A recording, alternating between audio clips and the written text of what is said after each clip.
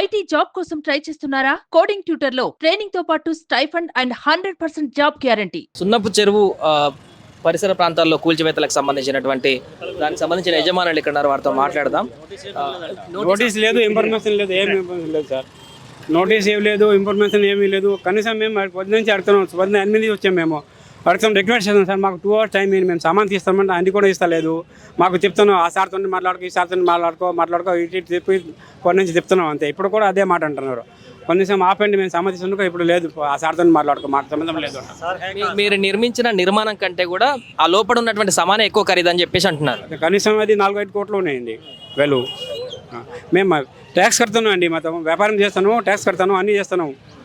మేమేం ఫ్రాడ్ ఏం చేస్తలేదు అక్కడ. ఆ ప్రాపర్టీ కొన్ని కూడా మేము 2012లో కొన్నాము. మా దగ్గర ప్రాపర్టీ కాగితాలు ఉన్నాయి, యూఎల్సీ ఉన్నది, ఎల్ఆర్ఎస్ ఉన్నది, దానికి మున్సిపల్ ట్యాక్స్ కూడా కడుతున్నాము. కనీసం ఒక నోటీస్ అయితే ఇవ్వాలి కదా, అది లేదు మాకు. ఇట్లా మాకు మోసం చేస్తున్నాం మొత్తం. మీరు చెప్పండి, మీదేనా ఇది? ఇది కాదండి, ఇది టైం ఇవ్వాలి కదా. కోట్ల రూపాయల సామాన్ అనే కిరాయి మనిషి అని ఒకరు టైం మీద తీసేస్తారు కదా ఆయనే. అంత వీళ్ళకి అది కదా. ఈ హైడ్రాకు మా చిన్న ఎక్కడ పడ్డా ఓసి బిల్డింగ్ కూలగొట్టండి పోయి, ఓసి బిల్డింగ్ కూలగొట్టండి. ఆ చెరువు పక్కన ఉంది కదా వీళ్ళది. ఓసి బిల్డింగ్ కూలగొట్టడానికి దమ్ము లేదా? మా చిన్న ఇది కట్టిలు నయం చేసి ఒక్కరు టైం ఇస్తే మాకు కోట్ల రూపాయల సామాన్ వీడియోని కాదు. కోర్టు మీద కోర్టు మీద వీడియోని కాదు. రెంటుకుంటారా మీరు? అవునండి, అంతా ఒకటే నేబర్స్. అది తప్పు కదా. ఓసిది కుల డిమాండ్ చేయని దమ్ము లేదు, అది మొత్తం ఎఫ్టీఎల్లో ఉంది. ఇక్కడ ఎఫ్టీఎల్ మురికిగుంట ఎన్టీ రామారావు గారు ఆ పిల్లలే చెప్పారు, ఇది మురికిగుంట, అది పని లేదు, తాగి నీళ్ళ సోర్స్ కాదు, ఇది మీరు కూల్చేసి బస్సు అయిపోయామన్నారు. అప్పుడు చిన్న రోడ్లు ఉంటే బస్సులు రావు సార్ అని చెప్తే వాళ్ళు అవి డ్రాప్ చేస్తున్నారు. ఈ మా గరీబ్ వాళ్ళు కాదు, ఎఫ్టీఎల్ ఉంది, ఎల్ఆర్ఎస్ ఉంది, అన్నీ ఉన్నాయి. మున్సిపల్ ఆఫీసర్ ఎవరు ఇచ్చారో పర్మిషన్ వాళ్ళకి సస్పెండ్ చేయండి, వాళ్ళకి జైలు వేయండి. కోట్ల రూపాయలు మాత్రం మామూలు తీసుకుంటూ అది చేస్తారు. ఏంటండి ఇది? ఈ దౌర్జన్యం, ఈ కాంగ్రెస్ దౌర్జన్యం ఏంటి? హైడ్రా అని లేనిపోతే హైడ్రా పెడతారా? ఆ మురికి నీళ్ళు తీసారా హైడ్రా చెప్తారా? అక్కడ 10 ఎకరాల భూమి కబ్జా అయిపోయింది, వాళ్ళకి ఏమంటే లేదు, ఓట్ల కోసం చిన్న ఇల్లు కబ్జా చేసినది.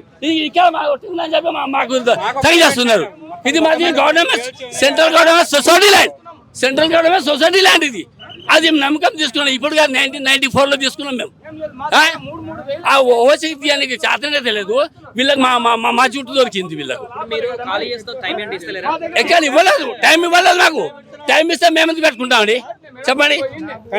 టైం ఇస్తే కోట్ల రూపాయల సామాన్ ఉంది, దాంట్లో కోట్ల రూపాయల సామాన్. ఆయన ఇది టెనెంట్, ఆ ఓనర్ కూడా కాదు. ఇస్తే మేము తీసేస్తాం కదా. ఓనర్ ఉన్నది నాకు. ఆ బిల్డింగ్ పోతుంది కదా, ఓనర్ ఆ బిల్డింగ్ పోతుంది కదా, ఓనర్ది ఆయనది. అది ఆ షెడ్లు కూడా ఆయనదే. ఆ ఓసీ తీయడానికి అయితే శాతం అయితే లేదు. మా గరీబుల్లో తీసుకొచ్చి హైడ్రా అని మొత్తం మూస్తున్నారు వీళ్ళు.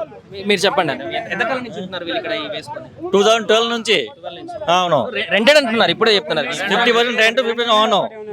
2 ఉన్నాయి కదా, ఒకటి ఓన్ ఒకటి రెంట్. ఎవరిది అది? ఓన్ కూడా మీ వాళ్ళదేనా?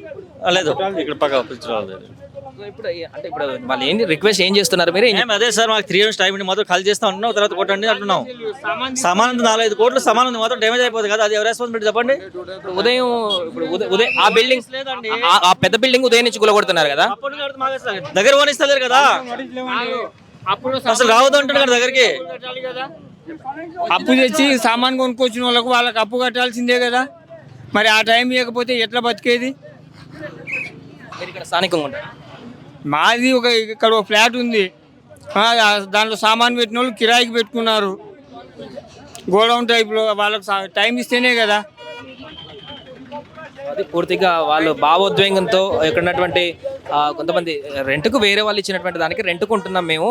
మాకు ఏంటంటే ఒకటే, ఇప్పుడు సరే కూల్చివేస్తారా ఏంటనేది సెకండరీ, కానీ మాకు ఒక 1 hour 2 hours టైం ఇస్తే పూర్తిగా అందులో ఉన్నటువంటి ఎక్విప్మెంట్ అంతా కూడా తీసుకొని వెళ్ళిపోతాం, అంతకుమించి ఏం లేదంటే కూడా వాళ్ళు భావోద్వేగానికి గురవుతున్నటువంటి పరిస్థితి ఆ ఇంటి యజమానులు. సో వారు చెప్తున్నటువంటి డీటెయిల్స్ కూడా అవే. మిగతా కట్టడాలకు సంబంధించినటువంటి వాటిని వదిలిపెట్టి ఇలాంటి జీవులకు సంబంధించిన వ్యాపారం చేసుకునేటువంటి వ్యక్తులకు పైన ఇలాంటి చర్యలు చేయడం ఏంటని కూడా వాళ్ళు ప్రశ్నిస్తున్నటువంటి పరిస్థితి. ఎవరి మన క్రాంతితో సాయి, సున్నపు చెరువు నుంచి.